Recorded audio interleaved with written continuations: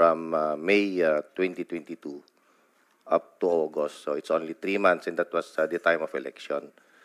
And from 2016 to 2018, I was just a mere directorate or staff of the directorates of intelligence and the CIDG. But as far as the neutralization word is concerned, as being discussed before during the height of the drug war, for me, sir, I would take it as a neutralization is a form of police operation.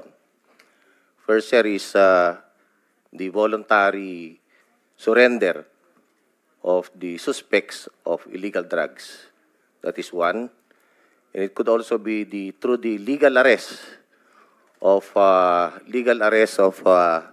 suspects through bypass operation, through conduct of search warrants, and the other forms. It could also be through checkpoints. Kasi kung minsan, sir, may mga checkpoints dyan na makikita in possession, sir, yung illegal drugs ng mga suspects.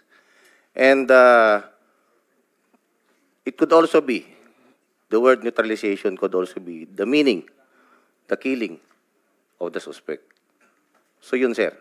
So depend, pero yung sinasabi siya na interpretation how we conduct operations sa baba, sir, nasasabihin na killing, parang medyo wala naman pong ganon. But it is only how to the people on the ground on how they interpret it as such. Thank you. Okay, ganito. Mr. Chair, may I respond? Sige, just if possible, briefly lang, Attorney Jokno, please. Thank you, Mr. Chair. Unang-una po, I think the comments that were made missed the point entirely. Kasi ang tanong talaga dito ay, bakit pa nilagay yon sa isang command circular? At may point out ko rin po, naalala ko rin na Senator De La Rosa na mismong kayo po noong 2016 ay ginamit nyo din po ang salitang neutralize. I'm sorry, Mr. Chair. But may I point out that Senator De La Rosa in 2016 also used the term neutralize to refer to a bounty being raised to have him killed by supposed generals who were allied with the drug of those people involved in drugs. What's your source? This please, is from para ma-check din namin. Amita Legaspi, GMA News, published September 28, 2016, dito po sa GMA News Online.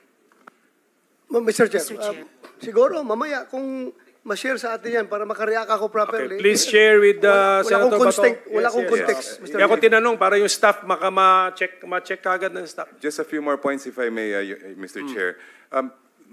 General Gamboa mentioned the use of the order of battle, pero matagal na po yan na-ban. Bawal na po gumamit ng order of battle sa ilalim ng Anti-Torture Act.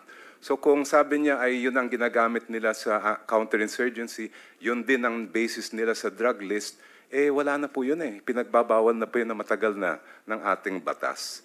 And finally, the point that confidential daw yung circular na ito at dapat daw hindi kami nakakuha ng kopya. Kami mismo ay nag-request sa PNP para sa kaso sa Supreme Court at binigyan po kami ng certified true copy na sinubmit po namin sa Supreme Court. Yan lang po, Your Honor. Sino ba nag-call attention ko? Senator Risa. Yeah. Salamat kayo, Mr. Chair. A follow-up question, Attorney Jokno.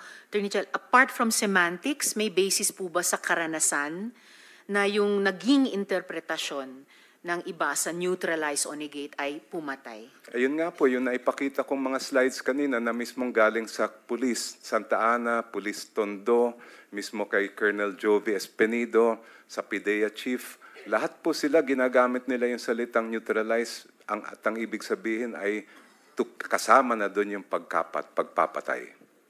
Salamat. Mag-ready ka muna, Colonel Espenido, tatanungin kita. Pero ito lang, para lang just educate this representation or the Committee General Gamboa. General Gamboa, ba't mo ba nasabi in the first place na top secret or secret ito na wag i-circulate itong command memorandum circular? Bakit? Why? Sir, Mr. Chair, as I have said, the sanction goes to the government employee, not to the recipient. No, so, but why? Why? Bakit limited circulation ito? It was really designed for limited circulation? No, sir. Meaning to say, the circulation is controlled. There are different classifications of the documents in the police. Like there's secret, there's top Oh, secret. what did you, anong marka nito? There's no marking. It's supposed to be confidential, sir. It is supposed to be a cover page. And down below should be stated confidential. But probably because the PNP already officially released it, that's why they removed it. So there's something wrong kung may separate page andun ang confidential and yet sa document itself walang tatak na confidential. So if ever nakikinig ang PNP sa atin, if that is what you want to happen, tatakan nyo ng confidential yung dokumento mismo, wala na rito eh. There's no more trace that is confidential. Anyway, okay na po yun, just for my information. Colonel, ikaw yung, ito sasabihin ko nga sa kanila, hindi ka naging PNP chief, pero talagang sa ground ka. You conduct police operations, etc. And I think you have an admission under oath that you interpreted the word neutralization as, not naman siguro meaning to kill, but as including the possibility of killing. Sige, just explain to us, ano yung ibig nyo sabihin? Good afternoon to, Mr. Chair, sa lahat. Good afternoon. Sa akin naman, as an operatives, matagal sa non-commissioned officer, ang sa amin, Your Honor, ang pag-intindi, pag may neutralization, may report pagkatapos ng trabaho sa status. So, neutralized, then the remarks is nahuli or namatay. Not totally, sa interpretation namin, na nakalagay dyan neutralization, patayin. Magtrabaho lang to stop anything as long as illegal. So sa remarks, so nakalagay na doon ang specification. Nahuli, nandoon, final sa court ang complaint at saka namatay, Your Honor. Kami ang mag-implementer kasi sila yung mga officer kaharap ko ngayon. Sila ang taga-gawa ng circular. Pero the truth is, ako, number one, ang nag-implement. Paano i-implement ang neutralization? Hindi nakapokus sa neutralization, kundi nakapokus kung sino ang target na illegal na hulihin ba or mamatay kasi yun na, may firefighting na ang nangyari. But not totally na nakalagay sa isip namin as non-commissioned officer na nasa field, nasa ground na yun patayin kasi neutralization, Your Honor, Mr. Chair. Kasi kami ang magharap sa korte kung sakali sundin.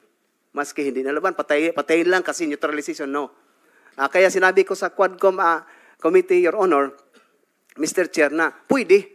Sa lahat pwede. Possibility. As long as real trabaho, kung ano talaga yon ang harapin mo, Mr. Chair. Mr. Chair. Sige, Senator Bato, matanong ko na rin we'll clarify the situation. Meron kang sinabi, Colonel Espino, na pwede. Pwede. Ano mo ibig mo sabihin doon sa pwede? Na pwedeng mamatay?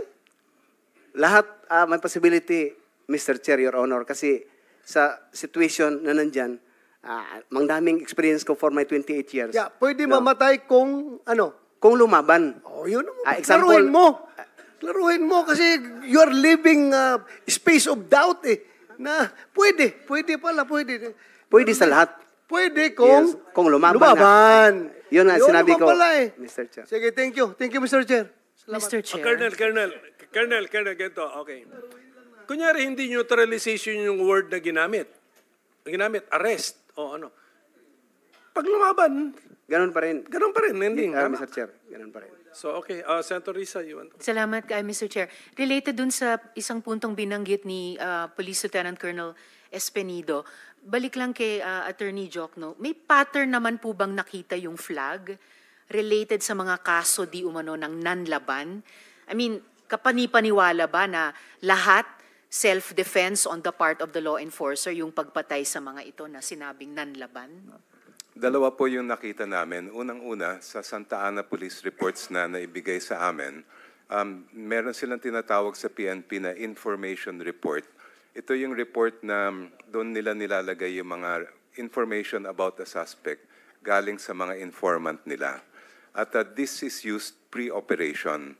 Sa mga information reports na nakita namin, nandun na yung salitang immediate apprehension and neutralization of that particular suspect.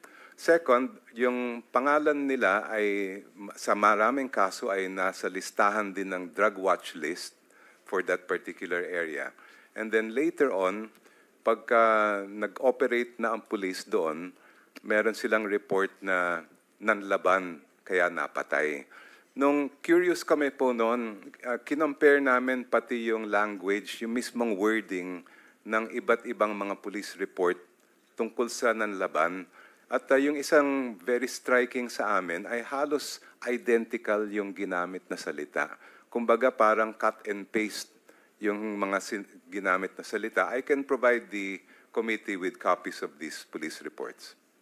Please do, Attorney Chel. Salamat kayo, Your Mr. Kung Chair. pwede, more than just providing us with a copy, Attorney Jokno, if you can, parang give us a parang memorandum of position paper na inorganize mo na yung observations mo. Yes, doon, Mr. Chair. Para you direct our attention to what you have noticed. Yes, sir. Ito, Colonel Espinido. Mr. Chair, just to respond to the pattern of Senator Riza. Sige, Father, go. Once again, going back to our documents, listening to the narratives of the families, wala po. From the 312 that we have, no one fought back. Ulitin ko po, wala po nanlaban sa kanila. Salamat po. Salamat, Father Flavi. yes, go Mr. ahead. Chair, if I may, habang on deck si Father Flavi, and mamaya itatanong ko rin kay Attorney Chel. Father, tama po ba na sedition cases were filed against you? Kasi kaugnay po ito ng banta na hinaharap, hindi lang ng people on the ground, pero yung mga gustong magdepensa sa mga EJK families. Yes po, Mr. Chair, Senator Riza. Salamat, Father. For the record, Mr. Chair. Mr. Chair, if I may ask a similar question kay Attorney Jokno, kay Attorney Chel. Salamat kayo, Mr. Chair. Attorney Chel,